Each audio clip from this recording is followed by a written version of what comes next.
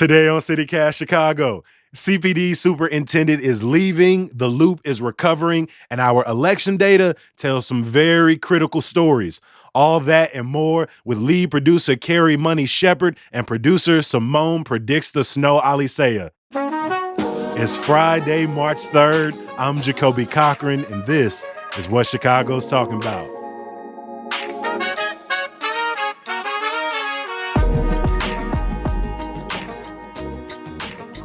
Carrie, Simone, how y'all feeling this morning? Feeling great. Feeling good. Feeling like we had a big week, but I think it's been a great week, and I'm excited to talk with you guys about this week. Always glad to be here. Beautiful. The reason we call Simone Predicts the Snow Alisea is because during our Wednesday episode, she basically said that we might be getting a lot of snow. She had no reason to say this, but it looks like today we is getting a lot of snow.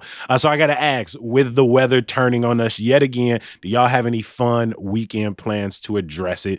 Simone, I'm going to start with you. What you going to do as the snow rolls in? I am having one of those great weekends where there are no plans, nothing on the calendar, which is great because I've had some very, very busy weekends recently. And so to prep for the Oscars, hopefully either maybe going to the theater to see one of the nominees or watching, renting from home and snuggling up because it's the snow. So maybe, just watch a good Oscar-nominated movie, but staying home. Nice. Simone, what are your weekend plans? I am really excited because I have signed up for an introduction to drawing class at a studio in Edgewater. Come on. That starts on Saturday. So cool. For all of you wondering out there, I cannot draw. I have no drawing talent really at all. But that's why I'm taking a class. That's why I'm trying to learn. It seemed like a fun thing to do. I want to be able to, come springtime, I want to be able to, draw pretty trees and flowers and have it actually look halfway decent. Aww. So that's why I'm doing it. Do you think with your new skills, you just sit out on the beach or in a park and just people watch and sketch around you? That's how I imagine myself 5 weeks from now, Jacoby, is I just imagine it being sunny. I'm sitting out, maybe in Jackson Park at the cherry blossoms, and I'm sketching with some nice little drink, something fun, like a hibiscus tea or something like that. And that's how it's going. I love that too, because it's a reminder to people all of the kind of cool classes that are offered. Every week I see things on Eventbrite of candle making classes, gardening classes. So adding drawing. I want to do a date night cooking class, a pasta making class at some point during the spring and summer. I don't think I'd actually make pasta at the crib, but I'd like to be able to say I know how to make pasta. TikTok makes it look so fun. You'd like to do it once. Yes, at least once. For me, my weekend plans, I am finally going to start my new puzzle from Kehinde Wiley. You might know the name because that's the individual who did Barack Obama's presidential portrait. So cool. And I don't really do puzzles. So if you're hearing this, you're like, oh, Kobe's a puzzle dude. No, I just do cool puzzles, right? If it's cool and then I can frame it, because I'm not tearing the puzzle down and doing it again. I'm framing it.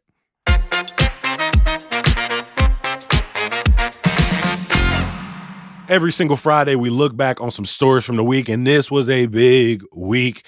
Carrie, I'm going to start with you. What's your top story for people to listen to on this beautiful CityCast Chicago day?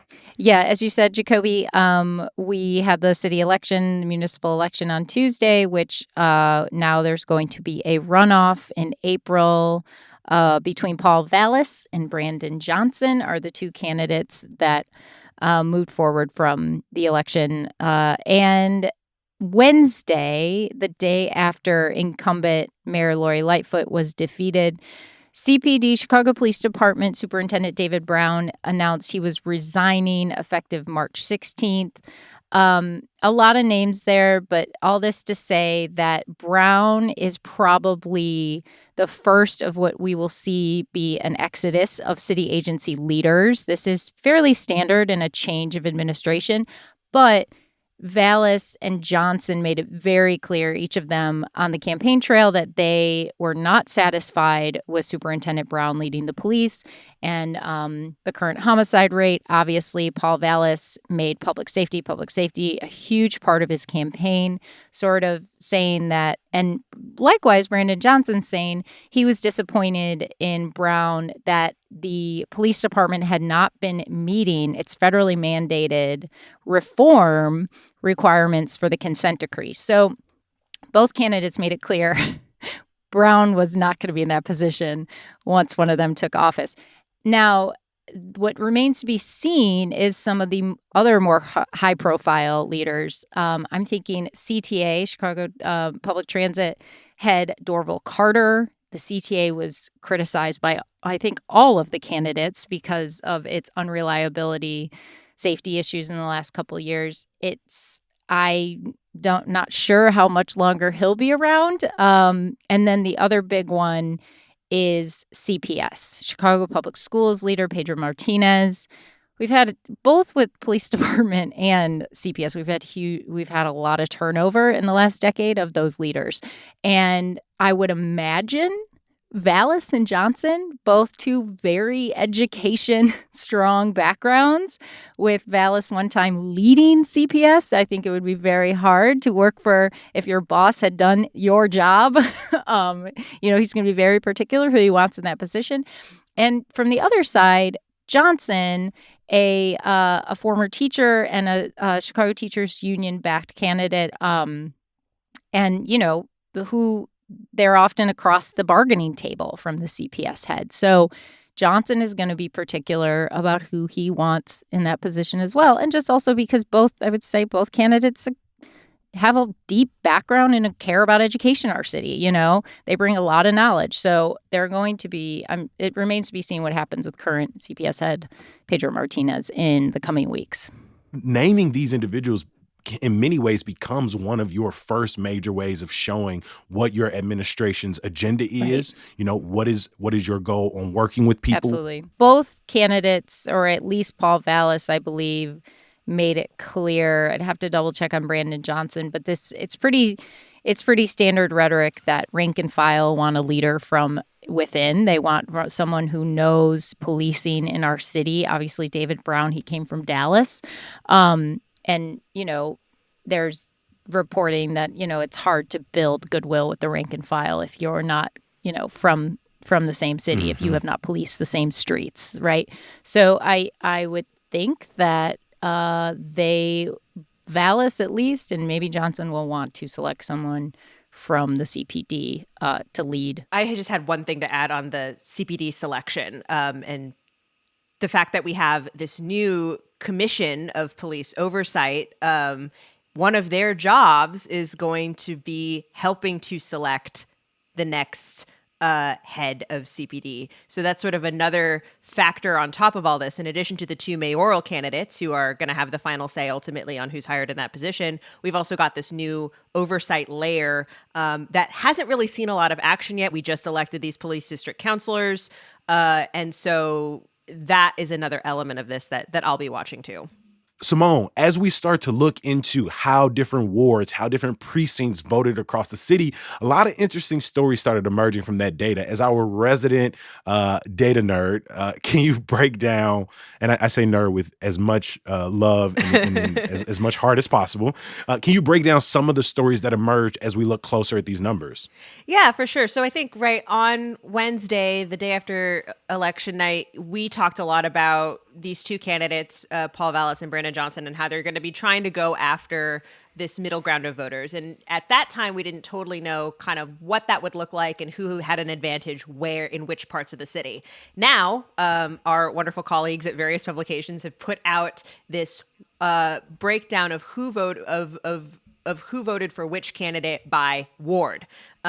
And what emerges in that are these really interesting patterns. Brandon Johnson won, a lot of the far northeast side, sort of the lakefront, Rogers Park, Edgewater, Uptown, and then kind of heading, the sort of lakefront liberals as they're known, which sort of wider progressive wards, which I know Lori Lightfoot did really well in during her last run for mayor in 2019. Paul Vallas doing well on, the far northwest side, parts of the southwest side, but also parts of the city center kind of loop, even up into Lincoln Park, that kind of area.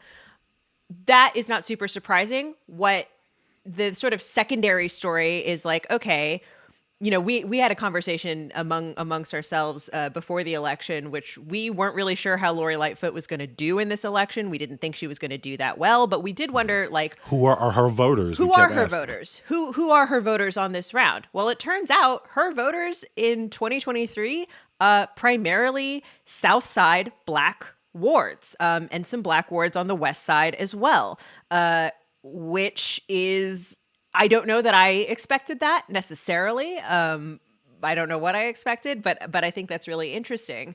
And the other thing that you find when you see who came in second place in a lot of those wards that Lori Lightfoot won, that person is Brandon Johnson in a lot of cases.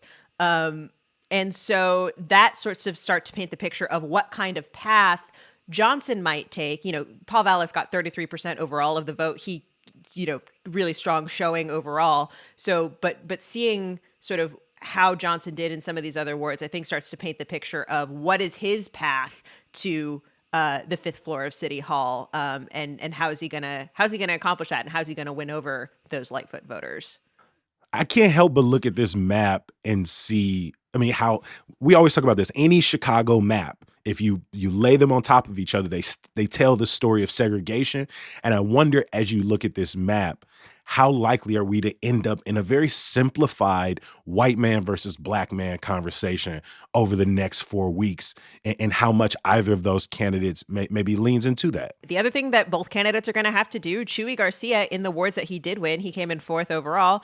The wards that he did really well in, Latino wards. And so the fact of the matter is both Johnson and Paul Vallas have to court Latino and Black voters across the city. Because Paul Vallas finished second in a lot of those in the wards that Chuy won. Yeah.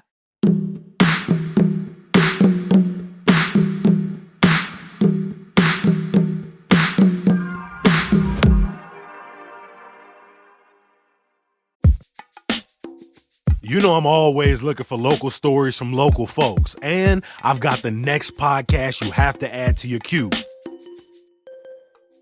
You Didn't See Nothing tells the story of Leonard Clark, a 13-year-old black boy who was beaten into a coma by a gang of white teens in Chicago back in 1997.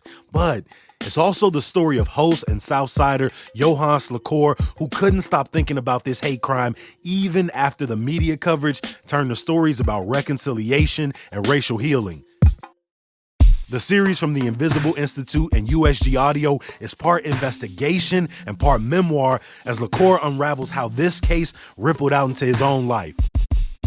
Trust me, you're gonna want to binge this one. So subscribe to You Didn't See Nothing on Apple Podcasts or wherever you listen to podcasts.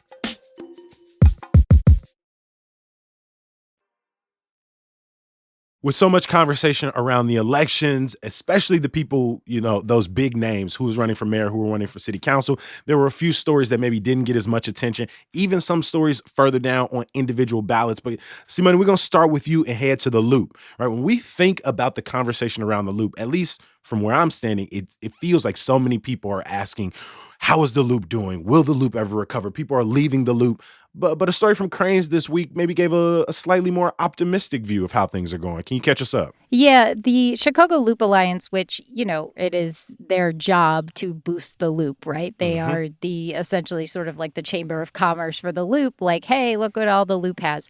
But we hear a lot about people working in the Loop. Thus, when, workers leave the Loop, businesses suffer because fewer people are eating out at restaurants, getting drinks at happy hour, running their errands during lunch breaks, which is kind of how I always picture the Loop. I always picture as much as we talk about, and this is true, our city not in parts not being for everyone, the Loop really is a mix of everybody, right? Like you have people that work in all parts of a high rise. There are lots of jobs in a high rise to keep a building going.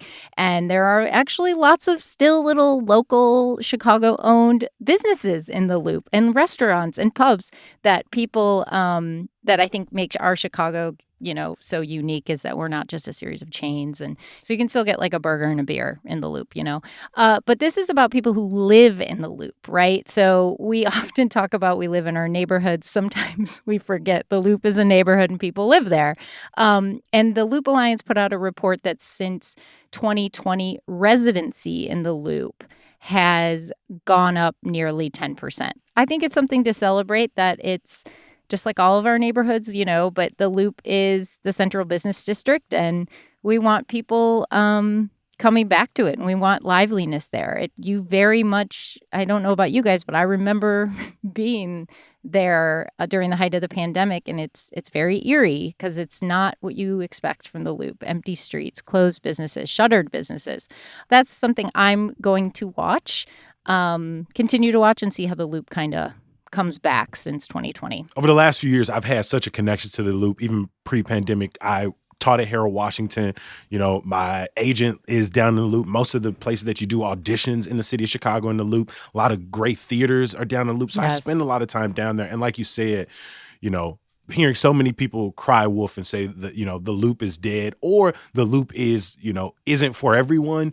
I always try to push back a little bit on both of those, because I've seen, even when we were younger kids, going down to the Loop and spending time down there was such an enjoyable part of growing up and made you feel like you were getting a little bit older. And so I do hope that over the next few years, and especially whoever's named mayor, that they come in with a really creative approach to revitalizing the Loop, whether that's thinking of alternative ways to use vacant storefronts, if that's more pop-ups, it's that, just encouraging people to come out of the neighborhood more with things like, the Sundays on State. And so I'm just really excited to see how people approach, addressing concerns in the Loop that aren't just, putting a cop on every block, because that 100% turned me off from going down the Loop. Simone, I want to kick it over to you. What is a story you want to make sure people paid attention on, even if it didn't immediately impact their neighborhood?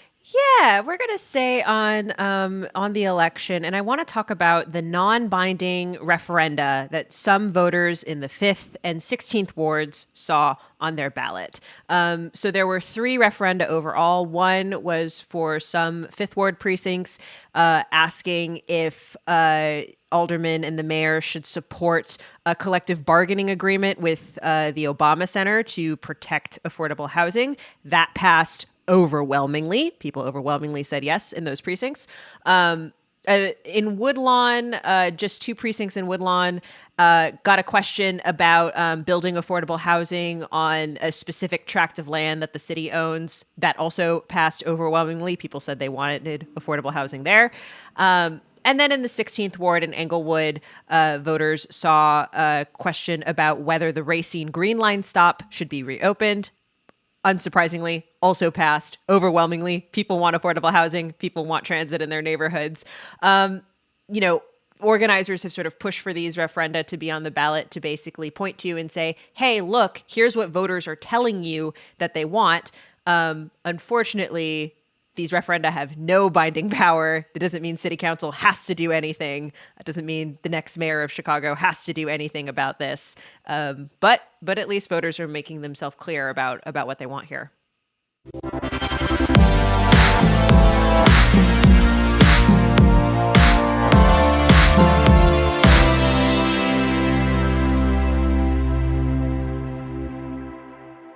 Every single episode of CityCast Chicago ends in a pretty similar way, with us giving you some good news to get you through the next hour, the next day, or the forthcoming weekend. And Carrie, what is your some good news?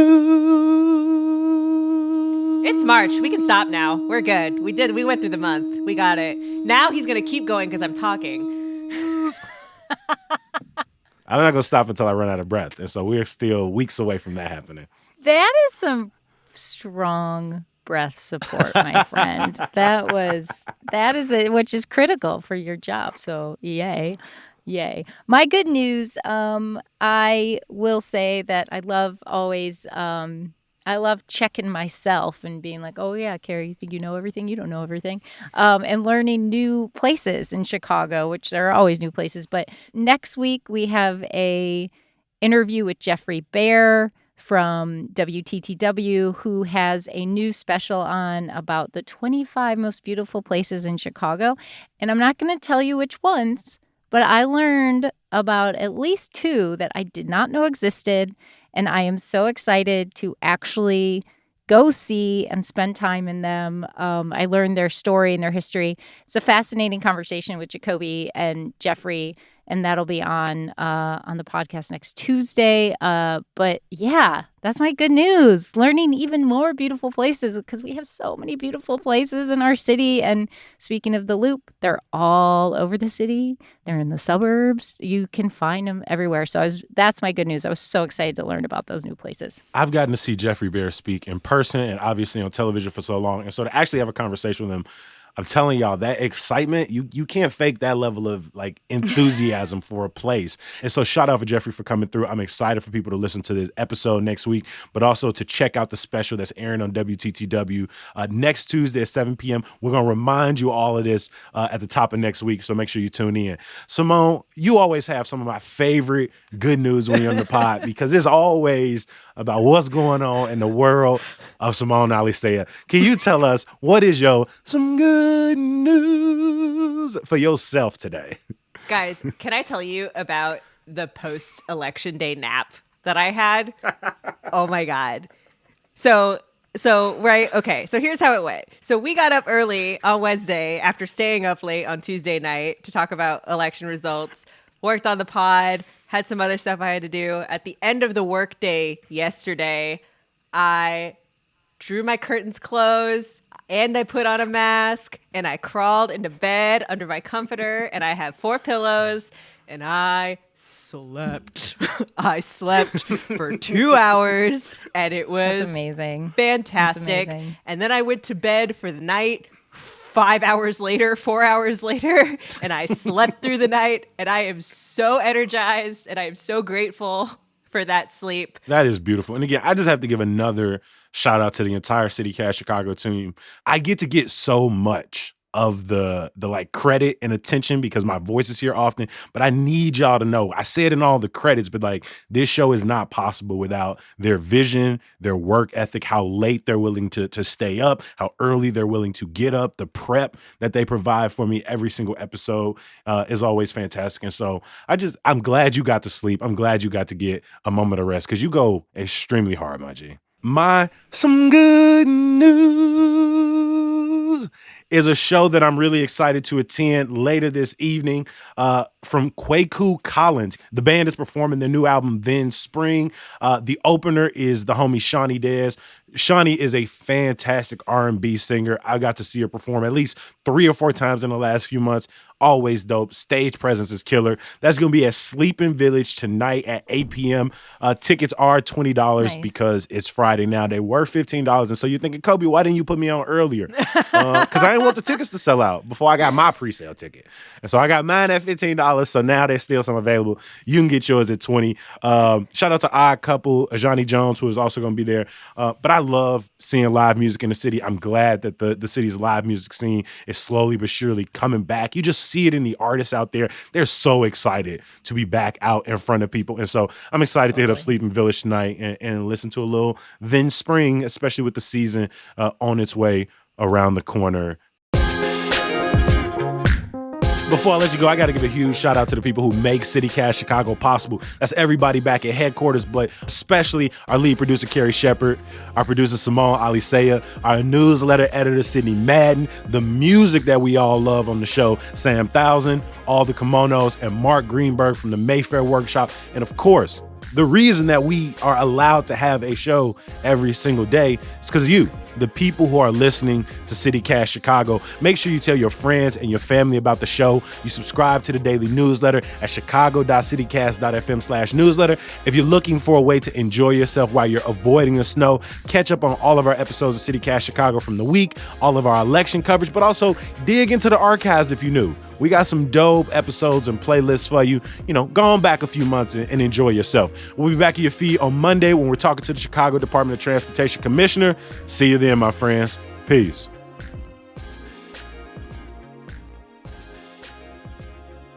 How y'all feeling this morning? Feeling great. Feeling like yeah. Sorry, ask me again. Blooper made in the first few seconds. I love it.